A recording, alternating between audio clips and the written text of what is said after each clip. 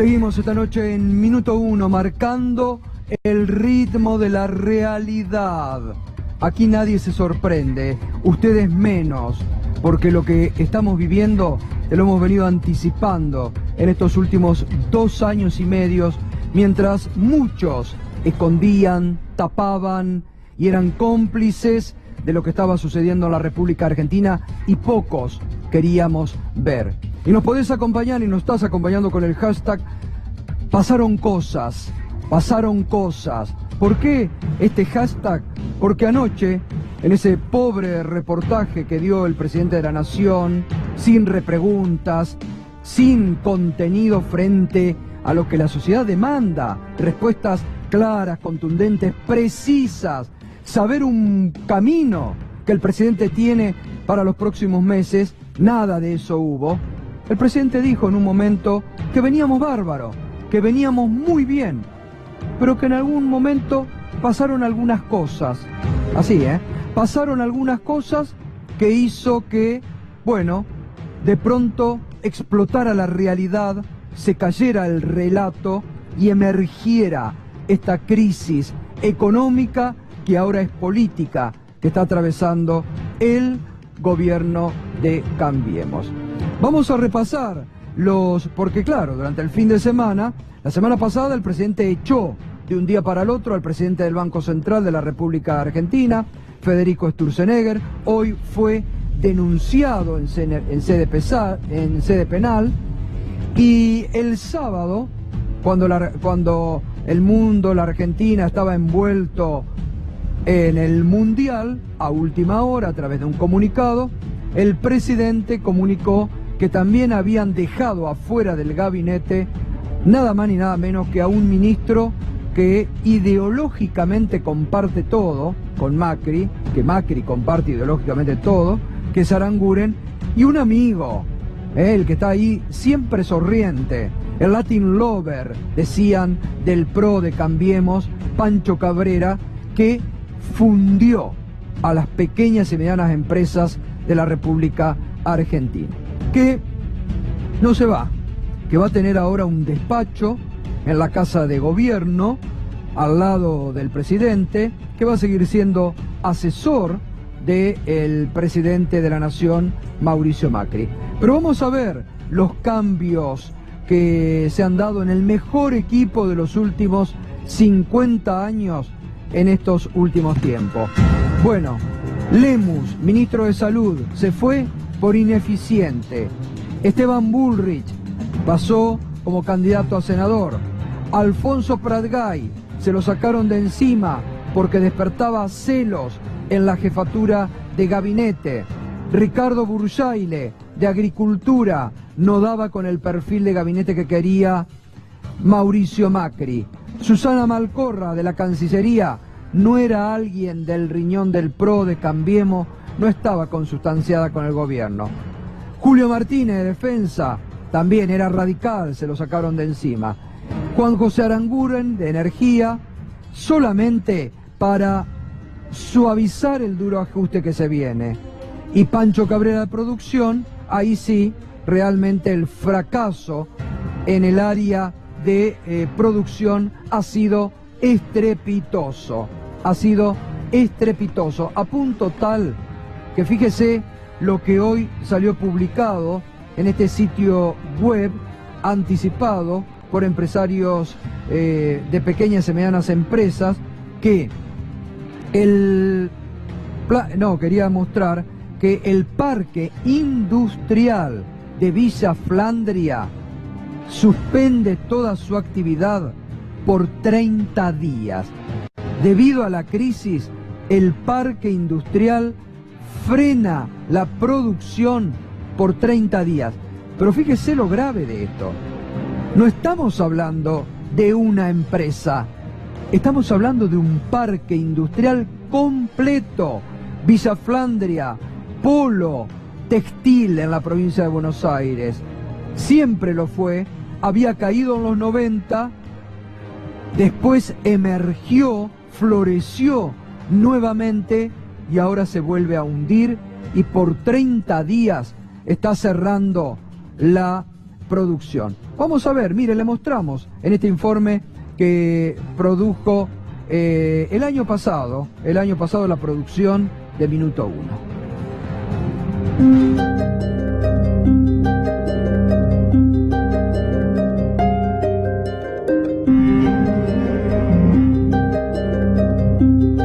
Estamos en un estado de crisis total, que en el último año se agravó hasta llevarnos a esta situación de que hoy pende de un hilo la fuente de trabajo de los compañeros. Yo no veo la famosa luz, al contrario, veo un túnel sin salida y recontra oscuro.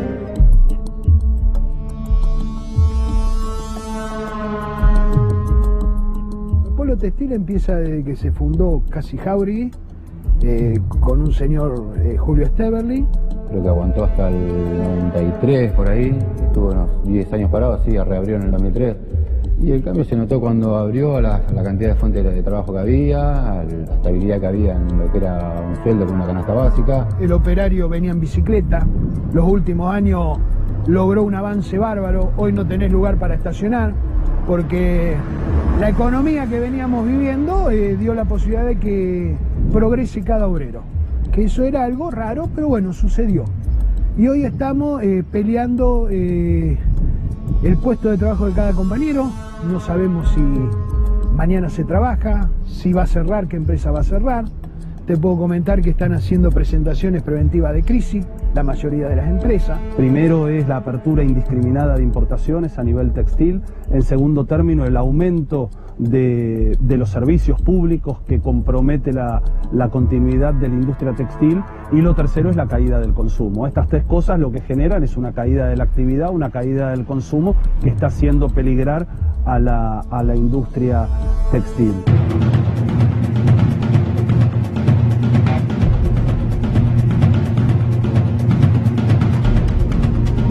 No es solo el parque industrial, tenemos pymes de 10, 20 personas, 5 familiares. 5.000 personas de manera directa e indirecta, más los grupos familiares, prácticamente 20.000 personas que componen un entramado urbano muy importante. Había sido muy positivo todos estos años de ver mucha fuente de trabajo, gente conocida y nacida como yo en el pueblo que tenía trabajo y que hoy esté con el miedo de por ahí perderlo, te afecta mucho.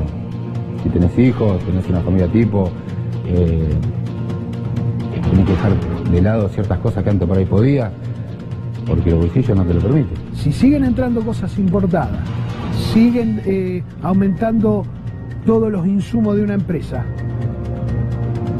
no podés aumentar un metro de tela porque no te lo compra nadie. Entonces, ¿dónde terminamos? Yo creo que terminamos como en la época de los 90, porque la mayoría de la gente vive de lo textil, repercute en el almacén, en el peluquero, en el panadero, en el comercio común, en la tienda. Tendemos a desaparecer. Simplemente tendemos a desaparecer.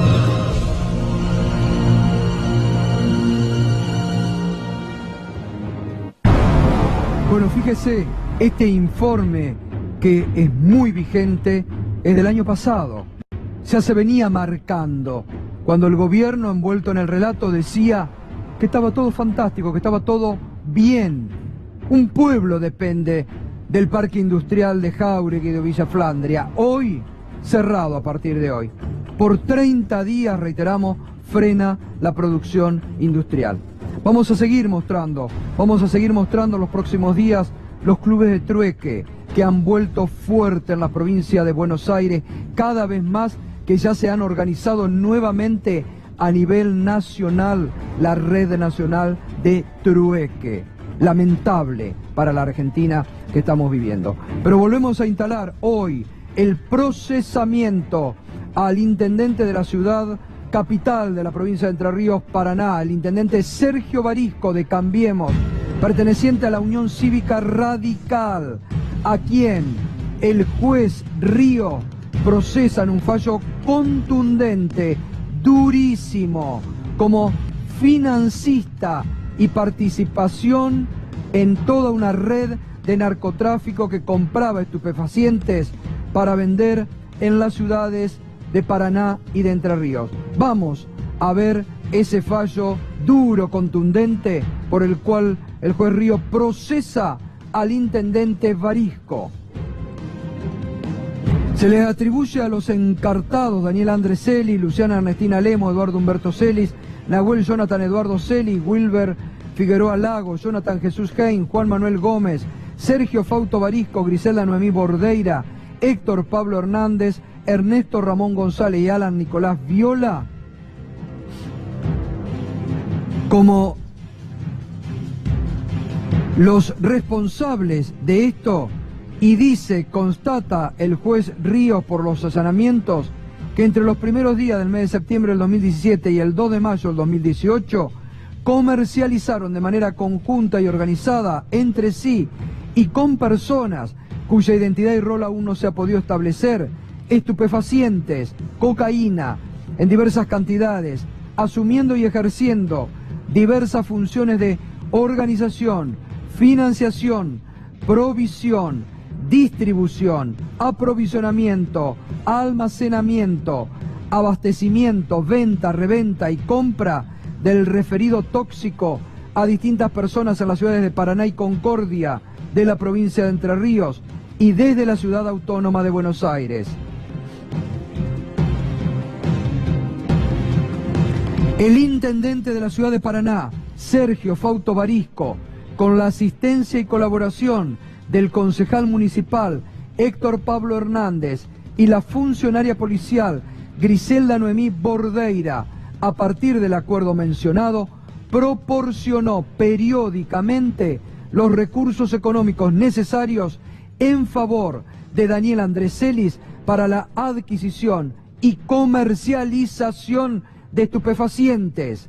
Esto lo dice el juez Ríos. Por eso, Gustavo, especulado, porque hay fondos públicos que se utilizaron para que esta banda pudiera actuar, pero también con la participación en carácter de coautores del intendente, una secretaria de gobierno y un concejal de Cambiemos. Y fíjate esto, Darío, lo peor, lo más duro, lo terrible a nivel institucional, Uno se pregunta cómo el gobierno de Macri, de Rogelio Frigerio, ministro del Interior, sostienen, apoyan aún a este intendente que dice el juez federal. Además, Sergio Fausto Varisco, Héctor Pablo Hernández, Griselda Noemí Bordeira y Ernesto Ramón González adquirieron entre los días 20 de abril. Sí, leyeron bien, lo dice el juez, que ellos, entre ellos el intendente Varisco, adquirieron entre los días 20 de abril y 2 de mayo del 2018 la cantidad de al menos 6 panes o ladrillos de cocaína al precio de entre 150.000 a 165.000 pesos por cada uno de ellos, con la finalidad de distribuirlos en la ciudad de Paraná y Concordia. Se lo imputa directamente el juez. Intendente radical de Cambiemos. Se espera también para las próximas horas una comunicación del Comité Nacional de la Unión Cívica Radical. Uno se pregunta, institucionalmente, ¿la Unión Cívica Radical va a ser copartícipe de mantener en el cargo a un intendente que está acusado por la justicia de financiar, de comprar, de distribuir con empleados municipales estupefacientes? Gustavo, además está probado que eran con fondos del Estado que lo compraban, porque lo podían haber comprado a título privado, es decir, con fondos propios de cada uno, más allá de la gravedad del delito. En este caso está detallado en las 296 carillas cómo se hacían esa compra y cómo de alguna manera se dibujaba en el presupuesto por dónde salía ese dinero para otras cuestiones. Es un hecho gravísimo. Recordemos que no está preso el intendente porque fue excarcelado. Está procesado con prisión preventiva, excarcelado, tuvo que depositar 1 millón de pesos para que esté en esta condición. Y que usted se pregunta, ¿por qué los otros están detenidos? Me parece que el juez traslada a la política, que como es el intendente, obviamente el cargo es unipersonal. ¿Qué pasa si él lo detiene? Entonces me parece que está esperando que haya una decisión de la política. Exactamente. No nos olvidemos que hace 10 días el presidente Mauricio Macri lo recibió con toda la pompa y circunstancia en la propia Casa de Gobierno cuando ya estaba involucrado y a pocos días de ir a indagatoria. Por eso decimos que el gobierno de Cambiemos sostiene políticamente, y la Unión Cívica Radical, hasta tanto y en cuanto no haya una definición, a este intendente. Gustavo, fíjese que en algún momento, porque hoy fue rápida la ministra Bullrich en despegarse, pero la ministra Bullrich estuvo el año pasado, creo que fue, firmando, auspiciando un congreso de lucha contra el narcotráfico. Ahora, fíjense la hipocresía de la política en la Argentina. Fíjense la hipocresía de la política en la Argentina. Y la hipocresía también de muchos funcionarios de este gobierno. Mostrá de nuevo la foto. A ver si podemos ir, yo no sé si ustedes la podrán acercar, yo estoy pidiendo a veces técnicamente cosas que por ahí no quiero comprometer a nadie, pero dice, esto, mirá acá, Nico, mostrame. Miren el cartel que está acá, justo detrás de Patricia Bullrich. Dice Presidencia de la Nación, todo. Congreso de lucha contra el narcotráfico. Patricia Bullrich, ¿quién está acá? Paradito, celebrando, firmando, junto a Gabriela Michetti. Sergio Barisco, intendente de Paraná, hoy acusado y procesado, entre otros, de financiar esta red de narcotraficantes en la provincia de Entre Ríos. Patricia Bullrich ¿Cuánta está aplaudiendo, hipocresía que hay? Aplaude Patricia Bullrich. Fíjate, Sí, bueno, por eso digo.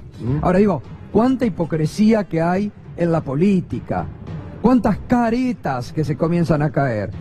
Porque mientras auspiciaba el intendente Barisco y participaba de este congreso de lucha contra el narcotráfico, ya estaba, porque Celis desde el 2016 que creo que está preso, ¿no? Sí, ya habían encontrado ese avión con 306 kilos de cocaína en ese momento cuando se toma esta foto y se hace este congreso. Aparentemente no se sabía del avión, lo que supongo yo que no sabían, o son hipócritas como decís vos, que este señor tenía mucho que ver con ese avión y el tema de la compra de cocaína para después revenderla. Bueno, es lo que dice el fallo del juez. Yo te quería agregar que el primer párrafo que mostró la producción, yo diría que no hay causas de narcotraficantes a gran nivel en el mundo tan descripta como el juez en este caso. Están todas las palabras que requiere la ley 23.737 para que el tráfico y comercialización de estupefacientes se dé. Es decir, cada palabrita es distribución, venta, comercialización. Está todo tan claro que me parece que el intendente debería dar un paso al costado. Pero atención, si da un paso al costado, el próximo paso es que vaya a la cárcel. Bueno, además está todo probado, porque reiteramos, en la provincia de Entre Ríos me consta, por parte de los dirigentes de los distintos partidos políticos con los que uno habla habitualmente, realmente destacan la tarea profesional apegada a derecho del intendente Ríos. Y recién, Darío, recibía un WhatsApp de un fiscal, vamos a poner genérico para no identificar, de un fiscal muy importante de la República Argentina, que nos dice que puede haber mayores conexiones en la provincia de Buenos Aires, en la provincia de Corrientes también, pero que muchos fiscales están con mucho miedo por la persecución del jefe de los fiscales, ¿no? Del procurador Casal, que corre, que el gobierno los está presionando, los está a muchos apartando de sus funciones, que hay muchos fiscales que están con miedo por la presión del gobierno a la hora de investigar los nexos de la política con el narcotráfico. Por eso hay que enaltecer la labor del juez Ríos, cuidarlo, cuidarlo al juez Ríos. Hay que cuidarlo al juez Ríos. Este es el informe sobre la situación de Barisco. Había parte de la banda de Celi que compraba incluso hasta cocaína. Yo no formo parte de ninguna banda. Simplemente yo estoy a disposición de la justicia y por eso vine como corresponde, respondí y me retiro.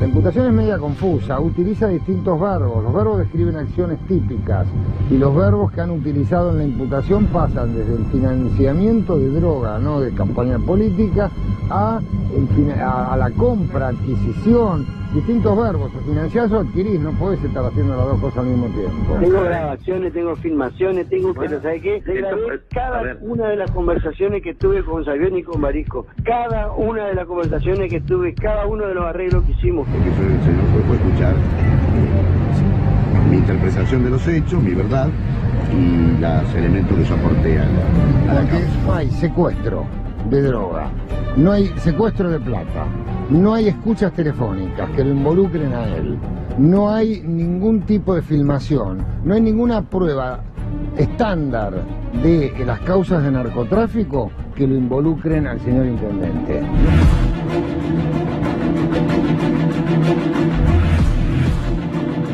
A mí si me pregunta yo ya no me voy a esconder mal, le voy a decir que sí, viejo, ¿qué querés que haga? Yo a Barisco no lo defiendo más, Pablo. Basta ya, Pablo, déjame romper la pelota, hermano. Déjame joder, yo le levanté la campaña y me tengo que estar escondiendo. Estoy recaliente porque con Barisco hicimos un acuerdo, no, yo no trabajé para él, fue un acuerdo lo que hicimos porque vos me lo trajiste a mi casa, Todo el mundo sabe quién soy, todo el mundo sabe que colaboré con la compañía Barisco, todo el mundo sabe que estoy manejando la dos, todo el mundo, déjame joder, no me vengas con pelotudeces, boludo. Supuestamente formaría parte de la banda de Celi que compraba incluso hasta cocaína. Yo no formo parte de ninguna banda. El otro está también que se saca la casilla, dijo, a ver Hugo, nosotros le hemos hecho trabajo a Barisco, hemos trabajado para Barisco, que somos internos. Puta, te juro que nos hemos puesto, en todo sentido nos hemos puesto. ¿Qué institucional usted no va a faltar, no va a poder seguir al frente de la comuna? Por supuesto, y trabajando todos los días como corresponde por los parameses. Muchas gracias.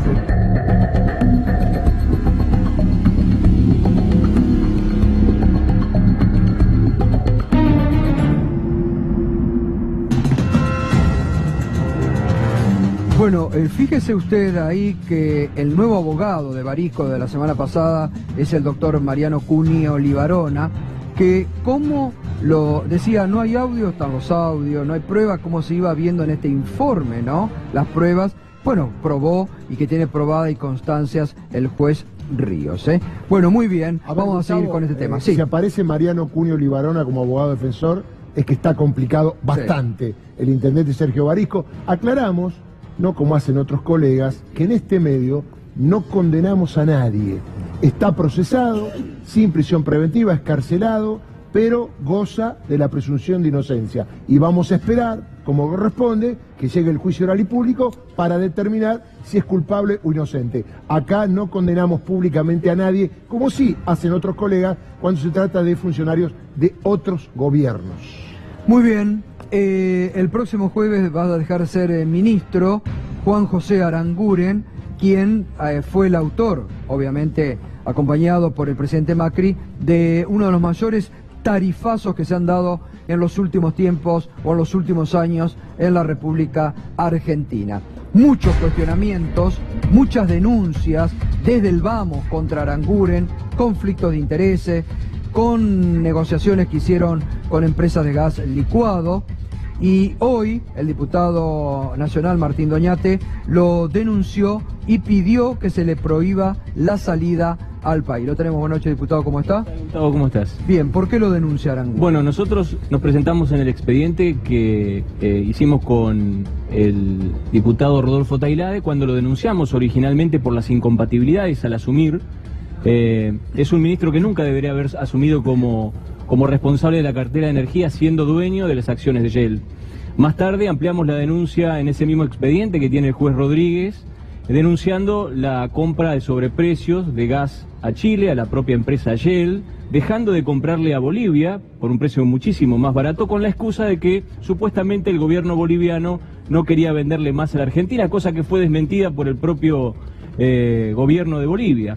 Y más tarde, 7 de 8 licitaciones fueron favorecidas a la empresa Shell y firmada esa resolución de adjudicación a su propia empresa por el propio ministro. Es decir, un expediente con una serie de ampliaciones que hoy suma una más, que es el pedido para que la justicia acelere la investigación y le prohíba salir del país, salvo con un pedido especial que deberá hacer. Vamos a pedimos hoy que se secuestre el pasaporte del ministro y que se garanticen todos los elementos para que la justicia pueda avanzar sin ningún obstáculo. Es un ministro que ha vivido gran parte de su vida en el exterior. ¿Qué juez la tiene la Rodríguez, y el fiscal es Stornelli.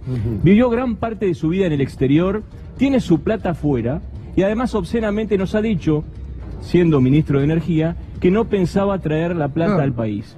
Además nunca se determinó, creo, diputado, que efectivamente haya vendido las acciones, ¿no? Porque nunca mostró. Nunca se supo. Es más, estuvo casi un año siendo accionista de la empresa Shell. No sabemos si las vendió definitivamente. Y durante ese periodo tuvo enormes ganancias, porque la empresa Shell cotizó mucho mejor durante su desarrollo como ministro. Fue la empresa que más creció y se expandió en materia energética en el país, y esa expansión es inversamente proporcional al perjuicio que tuvo la empresa YPF, que fue desmantelado en sus dispositivos de intento de soberanía energética. Y también creo que en términos personales hay beneficiarios y hay perjudicados por las políticas de 2 años y medio de Aranguren. El gran beneficiario es el mismo, que ganó millones y millones. Y la gran perjudicada es la gente. Los millones y millones de argentinos que hoy no pueden pagar las tarifas, que no llegan a fin de mes, que tienen que elegir entre pagar la tarifa, comer, pagar el alquiler. Y creo que eso es lo más grave de esta política de concentración de la riqueza. Creo que es el paradigma de la transferencia más fenomenal de recursos que hubo en la historia argentina en tan corto tiempo, de los sectores populares, de los sectores medios, de los comerciantes, de las industrias, en favor de 4 o 5 empresas, entre ellas la del propio Aranguren. Federico Bernal, que es un experto en todo el tema energético, realmente uno de los pocos que la Argentina viene siguiendo el día a día, ¿cambia algo o va a seguir todo igual con la ida de Aranguren? No, de ninguna manera va a cambiar, se va a profundizar. La política energética neoliberal, que es antipopular, que funde decenas o cientos, ya perdimos la cuenta, de pequeñas y medianas empresas y comercios todos los meses, se va a profundizar. En realidad Aranguren no se lo despide por las cosas que hizo mal. Lo que hay que... Es un cambio de cara, digamos, para suavizar el ajuste. Sí, es que en realidad lo que hay que tener en cuenta acá es que ya quien digita la política energética, la política económica, la política en definitiva en la Argentina es el Fondo Monetario Internacional. Y el Fondo Monetario Internacional, por más de que pueda comulgar con los intereses en algún sentido del grupo Shell, prioriza otros intereses, prioriza los intereses del terrorismo financiero y especulador occidental, no los intereses del grupo Shell. Por lo tanto, le habrá exigido al presidente Macri, que es su títere, yo no quiero más Aranguren, porque Aranguren está representando, como me explicaba el diputado Martín, representa los intereses del grupo Shell, y yo estoy acá para representar, cuidar y fomentar los intereses de los grandes especuladores occidentales. Y hay una cosa gravísima también en esto. Aranguren se va con una carpeta bajo el brazo con información secreta, confidencial y estratégica de YPF. ¿Cómo es eso? Él se va con información secreta, confidencial y estratégica de YPF, habiendo tenido como ministro de Energía la posibilidad de acceder a información de la mayor competidora de su propia empresa, Shell. Eso seguramente lo va a usar en favor de Shell y en contra de los intereses argentinos, de nuestra empresa de bandera energética. Bueno, por eso entonces doblemente que se hace necesario investigarlo profundamente. Efectivamente. Digo, ¿no? Por eso no queremos que se vaya, que se quede en el país, que esté a tiro de la justicia y que no se vuelva a ir a vivir afuera como vivió gran parte de su vida, disfrutando de sus millones, que también los tiene afuera y no los quiere traer. Vasco, buenas noches. ¿Cambia algo, crees, con esta ida de Pancho Cabrera, de Aranguren, la ida de Sturzenegger? ¿O todo sigue igual y profundizan ya con la llegada del fondo el modelo que Macri ha venido desarrollando y profundizando en estos últimos 2 años y medio? Bueno, por eso, lo importante es saber dónde está el problema. El problema no está en un funcionario ni en una medida. El problema es el modelo. Es un modelo que ya lo hemos dicho hace muchos años. Entonces va a seguir todo igual. Desde que arrancó, que tuvo como eje los 2 primeros años la bicicleta financiera, la valorización financiera, que no solamente garantizó los negocios especulativos, y advertimos que a través de haber decretado el ingreso y egreso restricto de capitales, el día que se dudara los capitales iban a ir como se fueron. Es decir, yo lo que estoy sorprendido, como la gente está sorprendida, porque no había otra posibilidad que terminar de esta forma. Entonces, además, y lo hemos advertido, el problema era no solamente que por un lado la bicicleta financiera era la que estaba trayendo los capitales especulativos, sino que esa estrategia destruía en la misma proporción a la Argentina productiva. Es decir, por Bueno, eso... quería mostrarte, quería compartir con vos, vamos a ver la noticia de hoy, que cierra por 30 días la producción del parque industrial en Villa Flandes, acá en Jáuregui. Debido a la crisis, un parque industrial que frena la producción por 30 días. En otro tiempo se recuperó durante los últimos años un emporio textil allí en Luján, que debes conocer. Por supuesto, pero vos acordate, yo venía acá con la famosa caja negra, que mostraba, que vos lo que estabas diciendo es gráfico. Si Argentina, en el sector agroindustrial, que se entiende que es el que debe proveer los dólares de exportación con valor agregado más elemental, no solamente se nos cayeron por sobre 4 años consecutivos las exportaciones, sino que llegamos a importar naranjas de España, manzana de Chile, espirales para mosquito de Indonesia, bondiola de cerdo de Dinamarca, y lo veíamos como si esto fuera normal. Lo que a vos te estaba diciendo eso, que si ya la Argentina productiva no podía producir bondiola y no podía producir una naranja que la traía de España, ¿qué te puede pasar con el resto? Acordate cuando decíamos, ¿cómo nos es normal 8 kilómetros de cola de la gente yéndose a Chile? No lo vimos. ¿Qué era eso?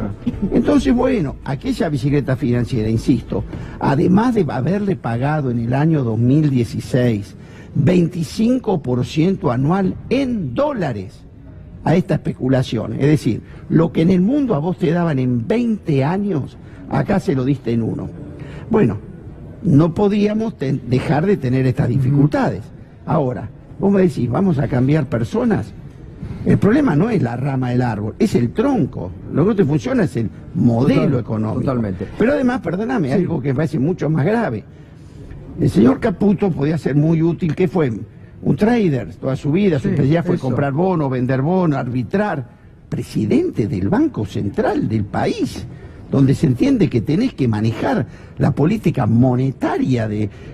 Entonces, ¿No te gustó esa designación? Bueno, me gustaría que en alguna parte del mundo, cuando vos nombrás el presidente de un banco central, de la Reserva Federal, ¿te imaginás los currículum que le pedís? Además, no tiene currículum, dicen. Los expertos están diciendo que no tiene currículum, además... No, pero aparte se llegó un vicepresidente que todavía mucho más tranquilo, Cañonero, que fue el que hasta hace poco manejaba el fondo de BlackRock, que era quien manejaba la deuda de la Argentina.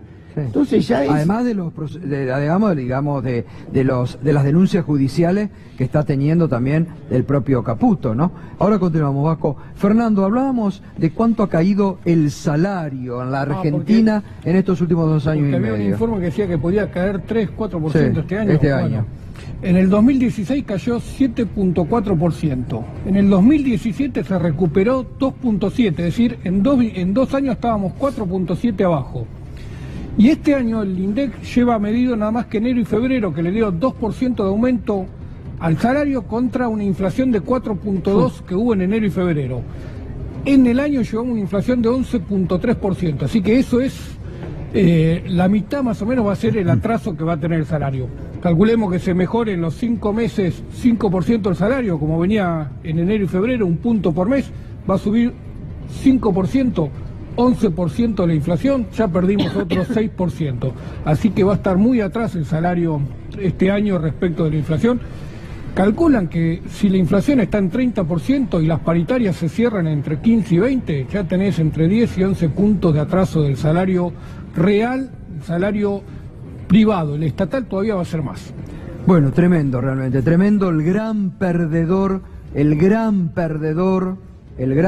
este año va a ser el salario, su bolsillo, como ya lo está notando. El viernes, la verdad que fue impresionante lo que pasó aquí en el estudio, pero a través de las redes sociales y todo el fin de semana, a punto tal que mañana se está haciendo una convocatoria en el Congreso de la Nación, ¿no? Mañana 19. Mañana 19. Para reclamar porque esto no sucede a lo que se quejaba el amigo Pastor, ¿no? Sí, pasó esto, lo vamos a recordar con Miguel Fernández Pastor, abogado defensor, abogado del sistema jubilatorio y abogado previsionalista. Yo tengo 68 años, he dedicado mi vida a estudiar esto y nunca en la historia argentina ni en la historia de la humanidad creo que haya habido una destrucción semejante de un sistema como lo que está ocurriendo en este momento. En 2 años y medio los jubilados argentinos perdieron más que en 7 años o en 8 años en Grecia. Cuando se vaya al Fondo Monetario Internacional va a dejar tierra arrasada, ni siquiera va a haber un peso en el fondo de garantía. Ya desaparecieron más de 30.000 millones de dólares del fondo de garantía, quedan 46.000 y esos 46.000 los van a vender para pagar las jubilaciones comunes que tiene que pagar con los recursos propios del sistema. Eso está explicado, escrito claramente en la carta de intención del Fondo Monetario Internacional. Si eso pasa, en la Argentina no tenemos más sistema previsional. Yo creo que tenemos que aprender de los chicos que hicieron la marcha. La única alternativa de parar esto es eso. Lo noto, está emocionado, mire que ha venido muchas veces. ¿Y por qué está tan afectado? Porque es la vida de uno. Uno ve que desaparece. Y uno lo avisa, va contra un paredón, se va a chocar, y vamos a chocar, y chocaremos. Porque no somos nosotros, los jubilados de Ori, los más perjudicados. Los que vienen atrás no se van a jubilar, créanme. No sé cómo explicarlo. Bueno, realmente nos conmovió todo, se viralizó mucho durante todo el fin de semana a través de las redes sociales y está la diputada nacional Luana Volnovich, quien ha justamente pedido la semana pasada, ha hecho una presentación para la protección de lo que justamente denunciaba Miguel Fernández Pastor, ¿no? Que no se toquen los fondos de la sustentabilidad de ANSES, ¿no? Sí, presentamos un proyecto inmediatamente después de la publicación del memorándum con el FMI y bueno, lo vamos a tratar de hecho en sesión especial mañana, digamos, mientras se haga, se va a estar haciendo esta convocatoria que vos decís, este llamamiento que se hizo, nosotros vamos a estar haciendo un tratamiento, este proyecto y otros en sesión especial. Y bueno, y la verdad que el proyecto tiene que ver con la protección de los fondos, de los fondos que son el ahorro de los jubilados futuros y presentes, digo, porque a veces el fondo de garantía... Que el gobierno, aclaremos, diputada, el gobierno puede o podría rápidamente tomar, ¿no? Sí, absolutamente. Sin pasar por el Congreso. Sí, absolutamente. Por eso nuestro proyecto lo que plantea es que en este contexto de crisis, después de este memorándum, donde lo que vemos es que el gobierno va a decidir o ha decidido ir cubriendo los huecos de la crisis económica con los fondos de garantía de sustentabilidad, lo que nosotros decimos es la protección, por sobre todo la cosa, una batería de medidas que tiendan a proteger el ahorro de los jubilados, con 4 medidas muy sencillas pero muy contundentes. La prohibición de la venta de los activos para pagar gastos corrientes, digo, porque la propuesta que ellos están haciendo es liquidar el Fondo de Garantía de Sustentabilidad para pagar las jubilaciones. Y la pregunta es, ¿van a pagar un mes, van a pagar 2 meses, 1 año, 2 años? Y cuando queden cero, ¿cómo se van a pagar? ¿Qué es la propuesta que hacen? Ninguna. También proponemos llevar al ámbito del Congreso las discusiones que tengan que ver con las ventas de las acciones que la ANSES tiene de empresas muy importantes de la Argentina. Sabemos que lo que fue la estatización de las AFJP se recuperaron un paquete accionario muy importante para todos los argentinos, un volumen de dinero muy importante, que lo que quieren hacer ahora es venderlo. De hecho, lo que plantean es, hoy nosotros tenemos en el FGS, en el fondo, el 20%, más o menos, redondeando, el 20% son estas acciones. Bueno, hoy, según el memorándum y como quedó la ley después de la reparación histórica y demás, podrían llegar hasta el 7%. Es decir, que ellos podrían vender del 20 hasta el 7% de todas las acciones que son propiedad de todos los argentinos. Por eso es que nosotros decimos que para realizar esa venta tenga que hacerse en el Congreso en una discusión plural de todos los bloques. Ahora, ¿han conseguido apoyo? Porque digo, este es un tema bisagra, es un tema importantísimo, como bien lo decía Miguel Fernández Pastor, para el presente y el futuro de muchas generaciones. Y hay muchos que vienen denunciando esto. Digo, ¿han tomado que otros bloques acompañen esta iniciativa, que se ponga la alerta amarilla en el Congreso?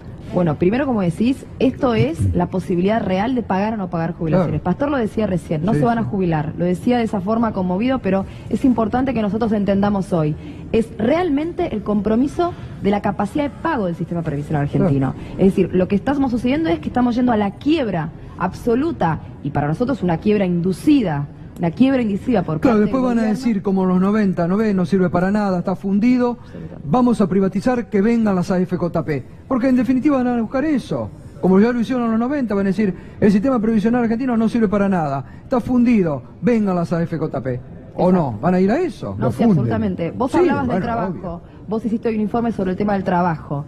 Digamos, el trabajo, cuando cae el trabajo, 2.250 puestos de trabajo industrial se han destruido desde que está el presidente Mauricio Macri. Eso es la destrucción del sistema previsional, porque desfinancia, porque los trabajadores no aportan. También la baja de contribuciones patronales, es decir, esos beneficios que el presidente Mauricio Macri le da a los empresarios, en detrimento de los trabajadores y los jubilados, desfinancian el sistema jubilatorio. Entonces, justamente, también la baja de la recaudación de impuestos. Entonces, toda esa disminución de la torta de recursos que hoy son la que permiten pagar mes a mes las jubilaciones argentinas, lo que sucede es que lo quieren desfinanciar y cubrir esos baches con el Fondo de Garantía de Sustentabilidad, hasta que tienda a cero. Es decir, que lo que hoy están haciendo es quebrando el sistema, lo saben bien. Sí, pero las obvio. personas que conocen un sistema previsional, esto por ahí es algo, digamos, bastante normal y sencillito de entender. Ellos están quebrando el sistema previsional para poder incorporar, como vos decís, la FJP. Porque en el momento que el funcionario salga a decir, señor, señora, yo no puedo pagar la jubilación porque me quedé sin plata, seguramente ese va a ser el momento donde diga, pero yo tengo una respuesta, tengo una solución. ¿Cuál es la respuesta que siempre nos dan? El banco. Sí. El banco, el sistema financiero que viene al rescate de lo público que no funciona, ¿no? Entonces, en realidad lo que hay también acá son negocios en puerta. No solo negocios de estas empresas, estas 44 empresas que desde que nosotros estatizamos las FJP vienen pidiendo esas acciones. Claro. De hecho, en el memorándum decía incautadas.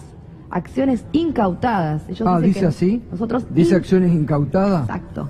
Claro. Exacto. Entonces, Está clarísimo que vienen está por el clarísimo. fondo, está clarísimo. Está clarísimo que ellos vienen por esas empresas porque la verdad que no les gusta tener participación No, estatal obvio. en sus empresas privadas. Ujú. Entonces, hay ese negocio en puerta, está el negocio de los bancos y de las FJP en puerta. Digamos, lo que tenemos es, por una parte, una desidia y un descalabro de la economía producto de seguramente cosas mal pensadas, pero también tenemos negocios en puertas y con un agregado. Emilio Basavilbaso en este momento está imputado. Sí, tiene que ir Está a declarar imputado. ahora, ¿no? En agosto. El 7 de En agosto tiene que ir a declarar por la venta de una de las empresas, Claro. por Petrobras. Entonces, vendió una empresa, está judicializada esa venta, ¿y ahora qué vamos a hacer? ¿Decirle que venda todas las demás? Y a eso agregar la venta, Gustavo, de Transener por 900 y pico de millones de dólares, la venta de las centrales Barragán y Brigadier López por más o menos la misma cantidad. Vuelven con la reprivatización de centrales eléctricas y me parece muy interesante el ejemplo que dio, o mejor dicho, la mención que hizo Fernández Pastor de este ejemplo, de estas mujeres que nos llenan de orgullo, porque hay que salir a la calle y cada una de las luchas tiene que tener un pañuelo y un color, y todos esos pañuelos juntos a salir a la calle, con los pañuelos blancos. Es la única manera de frenar a estos estafadores. Sí. No, es tremendo lo que escuchaba por parte de la diputada nacional. Yo creo que hoy más que nunca tenemos que estar escuchando estas advertencias, ¿eh? Que después nadie se sorprenda, como el sábado del artículo de Clarín, que puso, nadie vio venir la crisis. Vasco, vos no la viste venir, parece. Cuando venías muchas veces a denunciar acá. No, te acuerdas cuando decíamos, Digo, esto nos lleva esto más que dice rápido. Fernández Pastor, que dice la diputada, tengámoslas en cuenta, porque acá no estamos jugando el presente y el futuro de las jubilaciones en la Argentina, ¿eh? Claro, pero fíjate lo que dice la diputada. Ya el gobierno, no estaba el fondo todavía, ¿eh? Lo intentó con el megadecreto de necesidad y urgencia de principio de año. Como vio que se obstaculizó, porque el decreto se paró, porque se está discutiendo, ahora se lo pone como requisito al fondo. Es decir, Algo que escribió el propio gobierno. es decir, esto ya estaba en el decreto de necesidad y urgencia, por eso que en la Cámara de Diputados nos traicionaron aquel día cuando tenían que haberse quedado a derogar el decreto. ¿Te acordás que se levantaron y se fueron? Sí. ¿Por qué? Porque mientras no se derogaba el decreto seguía vigente. Y mientras seguía vigente podían seguir vendiendo las acciones del Fondo de Sustentabilidad. Así que nada es casual. Se gana minutos a minutos, pero mientras tanto se siguen haciendo las cosas. Y ahora se lo van a poner como requisito al Fondo Monetario. Además, Gustavo, perdóname, el acuerdo con el Fondo Monetario Internacional, si no pasa por el Congreso, es inconstitucional. Nosotros, además de la acción con el bloque de pedir mañana la extraordinaria y ver cuántos diputados de la oposición podemos conseguir para frenar esta locura, también fuimos a la justicia hoy, presentamos un amparo con medidas cautelares para que se le intime al Poder Ejecutivo a que envíe el memorándum de entendimiento con el Fondo Monetario Internacional y que se le alerte también al Fondo Monetario Internacional que si eso no pasa por el Congreso, están cometiendo un delito porque en realidad van en contra de la arquitectura jurídica argentina. Ahí se está denunciando por parte de una ONG también, diputado, que hay una parte secreta que no se ha dado a conocer públicamente y que eso no sé si lo que ustedes están pidiendo también. Por supuesto, queremos tener toda la información y la tiene que tener el Congreso. El Congreso no autorizó por una delegación legislativa para que Mauricio Macri se endeude por plata a una tasa determinada y después haya condiciones que desconocemos que además afectan a los jubilados, afectan a los trabajadores, afectan a la obra pública, afectan a los recursos de las provincias. Es decir, si dejamos pasar esto, estamos permitiendo casi la suma del poder público en el presidente de la Nación. Totalmente. Ahí tenés un motivo por la reunión de Macri con el presidente de la Corte Suprema. El tema de los jubilados. Y el memorándum, y pedirle que le frene esta... Hoy presentamos el amparo y exigimos esa medida cautelar para que no prospere, porque dentro de 2 días... Yo creo que perdón, diputado, ¿no? Esto que viene a Cota Fernando es otra de las cuestiones que hay que tener en cuenta en la Argentina de hoy. El presidente de la Corte otra vez reunido en secreto con el presidente de la Nación, Mauricio Macri, fuera de agenda. ¿Por qué no nos informan a los argentinos de qué tratan? Porque la Corte va a tener que tratar temas muy importantes, álgidos, para su futuro, para nuestro futuro, para el futuro de todos.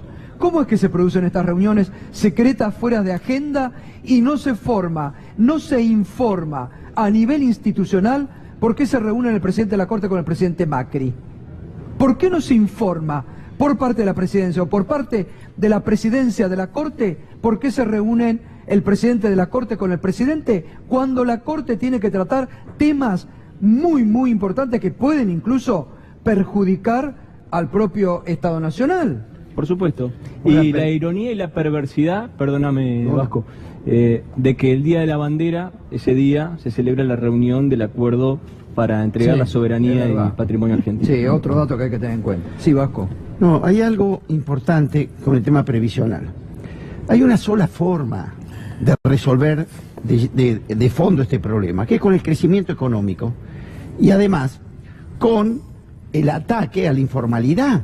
Esa es la forma genuina de que mañana los sistemas de los jubilados puedan cobrar. Bueno, ¿qué estamos haciendo con el acuerdo con el fondo?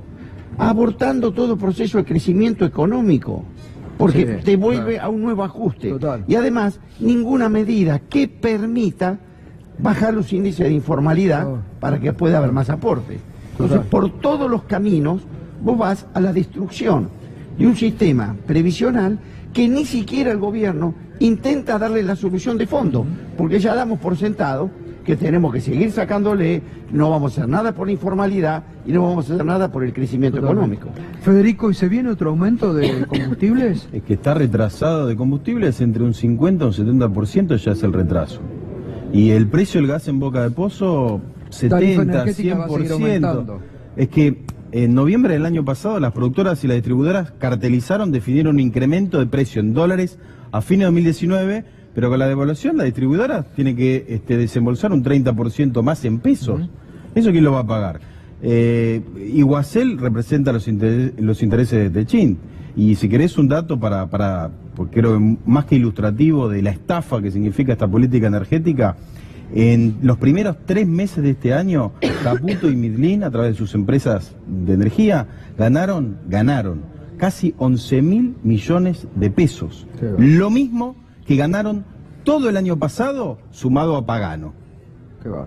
Bueno, gracias Federico, gracias diputado, gracias Vasco. Diputada, muchas gracias. Vamos a seguir con este tema porque realmente nos ha ilustrado muy bien en esta noche, así que muchas gracias. Recordemos que mañana la marcha. ¿Mañana a qué hora? Mañana a las 2 de la tarde. 2 de la tarde. Como es espontánea, hay convocatorias de todo tipo, a las 2, 2:30, porque es muy espontánea, pero alrededor de las 2 de la tarde toda la ciudadanía nos va a ayudar a nosotros a construir la mayoría dentro del Congreso. Bueno, es importante, 2 de la tarde también para la reforma previsional que se acompaña a todos, porque corre un presente y pañuelo, futuro elijan de un color. todos, ¿eh?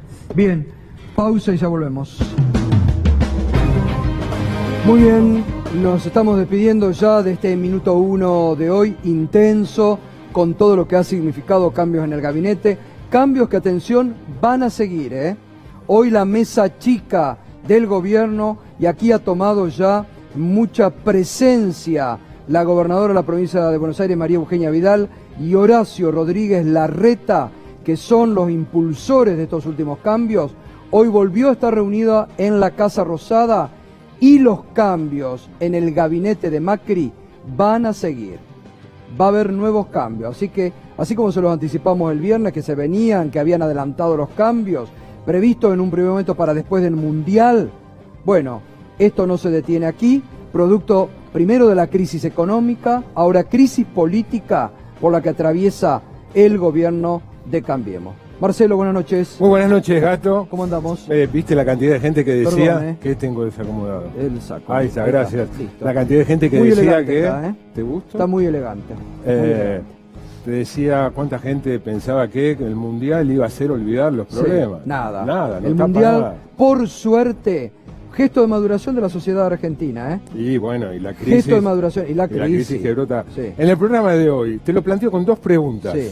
Primera, ¿por qué Argentina es más barata, escuchá, que Nairobi? ¿Por qué Buenos Aires es más barato que Nairobi que Bagdad? Vamos a hablar de dólar y vamos a ocuparnos de cómo sigue la agenda feminista en este país después de la histórica aprobación, media sanción, de la ley del aborto legal, seguro y gratuito, con otra pregunta.